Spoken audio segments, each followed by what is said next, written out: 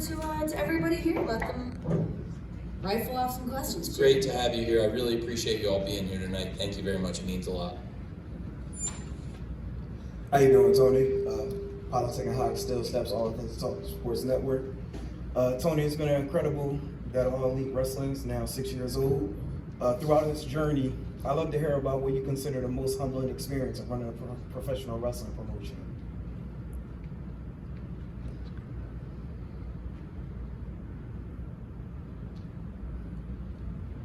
There's two.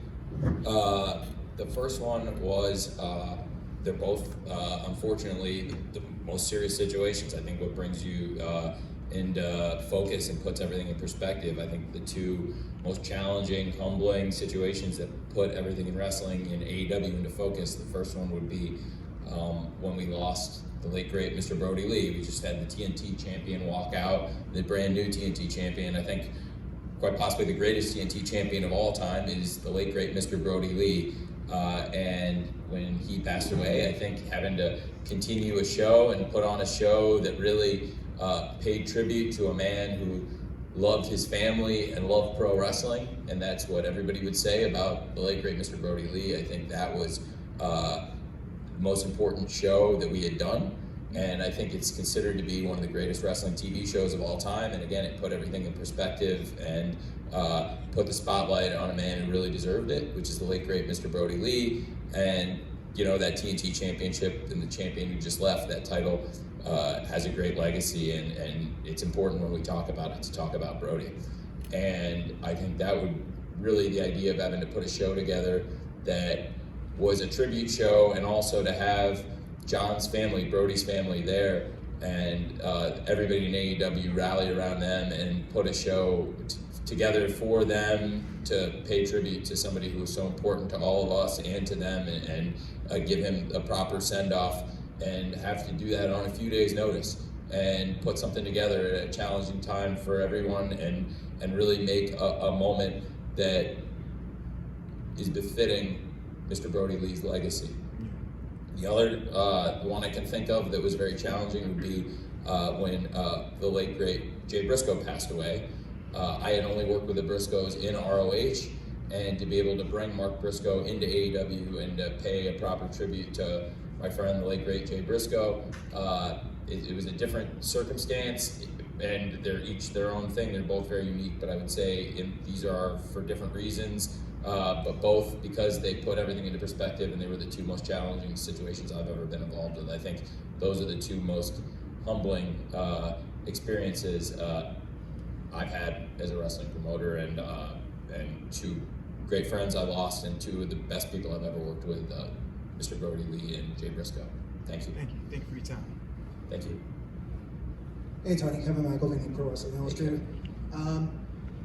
Checking in on social media at the end of tonight's show, it seemed overall people really loved the show, maybe weren't thrilled about how it ended. When you see responses, you know, whether it's on social media or live crowds, and obviously it's not always about sending people home thrilled, super happy ending. It's not, you know, it's a longer story you're trying to tell. But do you ever consider, or sort of changing the plan, like calling an audible, in other words? You know, you're looking at, like, when there is this large sense of people not being happy with something.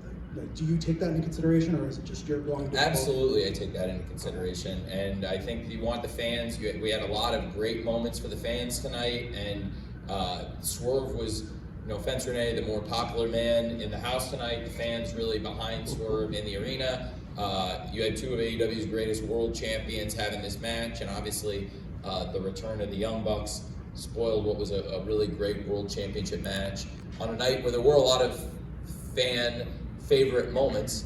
That was obviously not necessarily the outcome that a lot of people were hoping for, but on the other hand, I do think that Jon Moxley has been, from the very beginning of AEW, one of the most important figures from the very first pay-per-view we ever did. And it's very interesting now. This creates a lot of intrigue to have the Young Bucks come back. I think it's important to remember is we have not seen the Young Bucks in almost 6 months in AEW. from the very beginning of AEW, the Young Bucks have been instrumental in the launch of the company. They're founding fathers of this company, and to see them come back this way, and really for the Young Bucks to get involved and break up what could have been a great moment for the fans,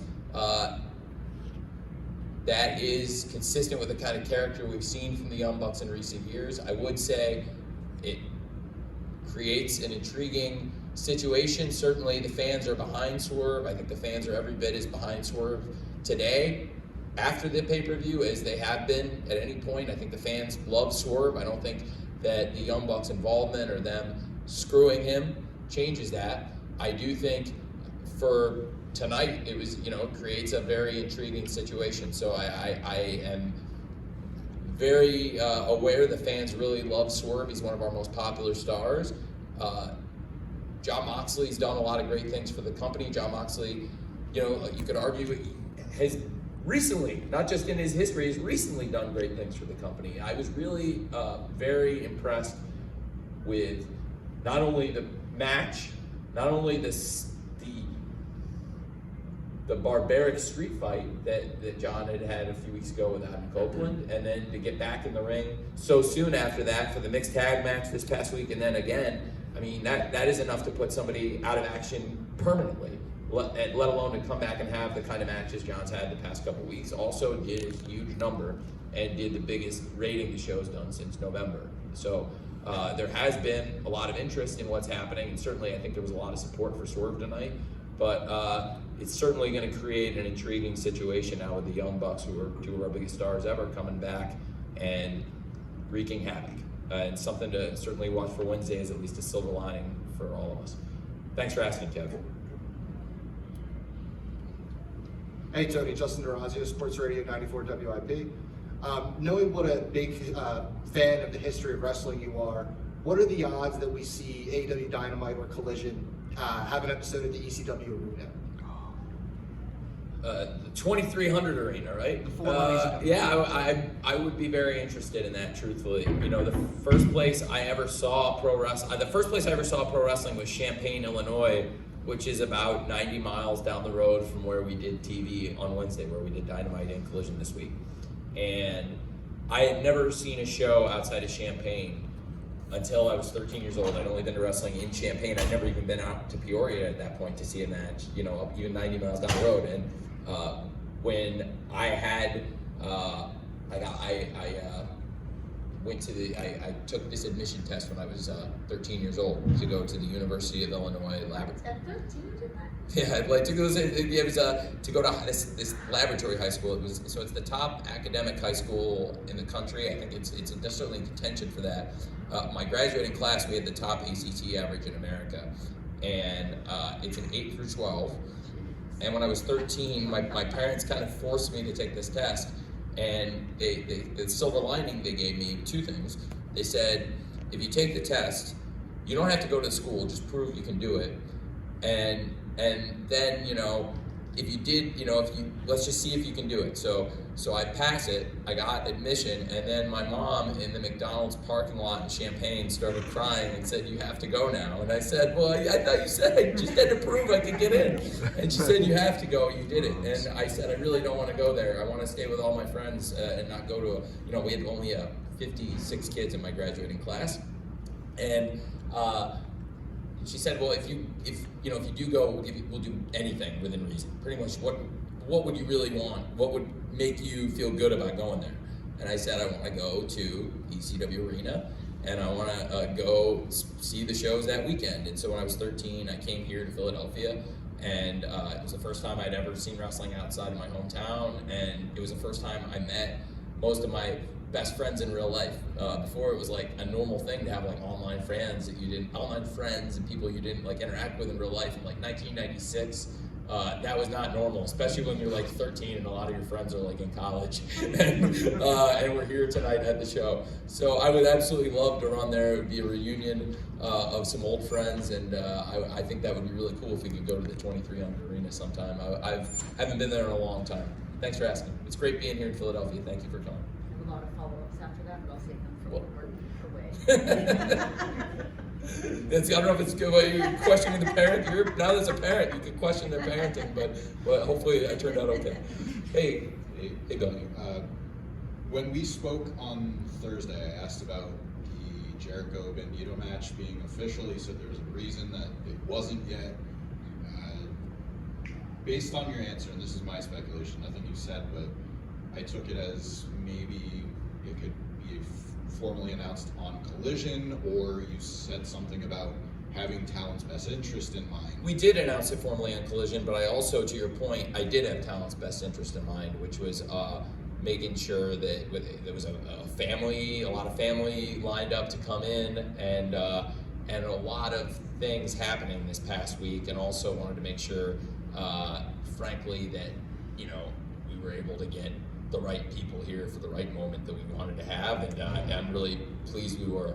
And it really was a great moment. The crowd reaction when Aubrey found the baseball bat, when Bandito's family pointed out a mistake, and that was a really nice thing to see, and it was a great moment for Bandito and his family. They were over the moon, and I was really glad he was able to have that moment. But there were some challenges on the way this week. It was just personal stuff, but it worked out. So that's really, I was just trying to take care of a personal situation there. But I'm really glad we were able to make a great family moment happen on a great show. I saw some people speculating for other reasons why it might be, and I thought those. I love reading wrestling speculation. I love reading wrestling discourse. I love wrestling fans.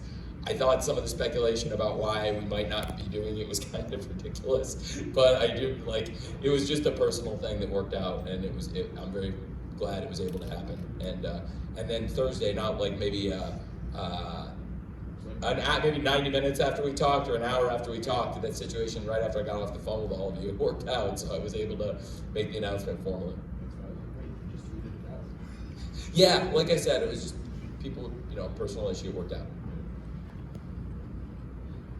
Hey Tony, so after tonight's show, we saw FTR turning their back on Edge. Is there any updates on Edge's what happened to Edge? Is he injured? Is he going to be out for a couple of weeks, a month? Well, with Adam Copeland's injury, is a very, very serious situation. I appreciate you asking about Adam's condition. I can't speculate on what's going to happen. Adam, since he arrived here, has really been fantastic for us these last couple of years. He came back from a major injury last year at Double or Nothing after a long layoff, and he's just been absolutely fantastic since he's been back. I mean, he had a great run as the two-time TNT champion. Was never beaten for that title, broke his leg and was out for the rest of the year, and came back at the end of 2024 from the very first episode of Dynamite on Max, from the first ever simulcast show. Adam's been back. He's been a huge part of AEW, and tonight things took a dark turn. And Adam and FTR, that's a friendship that goes back many, many years, long before I knew any of those guys. They've been friends for so long, so to see something like that happen is a terrible situation, and worst of all, Adam's hurt. So I just hope Adam isn't out too long, and hopefully he'll be back with us, because he just got going again. He's been doing so great. Thank you. 2 more questions. All right. I have a question for the both of you. Again, Derek Lewis with the D-Loop podcast on the Leap Network. For Tony, I know the company's been around 6 years, and leaps and bounds, and I'm so proud of what you guys are doing. Has there been any discussion about the possibility of a development for an AEW app? And for Renee, I just have one question. Are the Leafs going to do it this year? That's all I got. No, man. Don't point that at me. You take that. We'll see what those guys bring to the table. I love me some Leafs, bleed blue, but sometimes they let you down, so I'm not really willing to throw all my eggs in that basket. We'll see. That's TNT Sports would love this great synergy. That's 2 of their great programs being covered in one. Yes. So, that's a great question. So as far as design and apps, certainly that is a priority for us. It's a great, great question. It's definitely something now that, frankly, under our current, our media rights agreement has grown, evolved, and changed, and there are things we have the ability to do that contractually I didn't necessarily have the ability to do a couple months ago. So I'm very excited about that. It's been a really, really great year. I think that's a great question, and we're developing and adding a lot of things in AEW in 2025, a lot of firsts this year for us, starting with the first ever simulcast, and that's a great question about the app, and it's definitely something that we're working on thinking about, because now, frankly, there are things we could do in the app that we might not have been able to do a few months ago. Thank you. Thank you. Jay Nice with BTA Philly. Tony, congrats tonight. First, Renee, I would have took you as a Diet Coke girl. I am, but there was none left in catering. It was the end of the night, and I just needed a little something. Yeah. So I went full Coke. Yeah. I think we deserved Respect it. that. It's late. You earned it. I mean, I'm not gonna finish it. Let's not go crazy. I'm gonna have a couple sips. This is like a fuller let's calm situation. down a little This is bit. good. Nice. But Tony, congratulations. We here in Philly, we pride ourselves on being, I think, the best wrestling fans in the world. What took you so long to give us a pay-per-view, man? When are we going to get another one, and why did it take so long? We were going to come, frankly, it was something that was going to happen had the pandemic not hit.